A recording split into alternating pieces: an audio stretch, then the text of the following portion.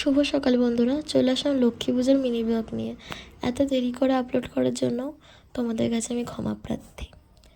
তো আজকে আমাদের বাড়িতে কোজাগরি লক্ষ্মী পুজো, তো এখানে আমি আর মা জোর কদমে লেগে গেছি কাজ করতে। মা লুচি বানাচ্ছে আর আমি এখানে নাড়ু পাকাচ্ছি। পুরোহিতও চলে এসছে। কি রূপে হরিব এবে নরের দুর্গতি, কেমনে তাদের দুঃখ করিব মোচন, উপদেশ দাও মোরে বিপদ ভঞ্জন, শুনিয়া লক্ষ্মীর বাণী কহে লক্ষ্মীপতি, উত্তলা কি হেতু দেবী স্থির করমতি, মন দিয়া শুনো সতী বচন আমার, লক্ষ্মীব্রত নরলোকে করহ প্রচার, গুরুবারে সন্ধ্যাকালে মিলিয়ে ও গণে, পুজিয়া শুনিবে কথা আনন্দিত মনে। লক্ষ্মী পুজো 2 দিন পড়েছিল, লাস্টের দিন আমরা করেছিলাম। তো এখানে পুরোহিত পুজো করে চলে গেছে, আমিও ব্রতকথা পড়ে নিলাম।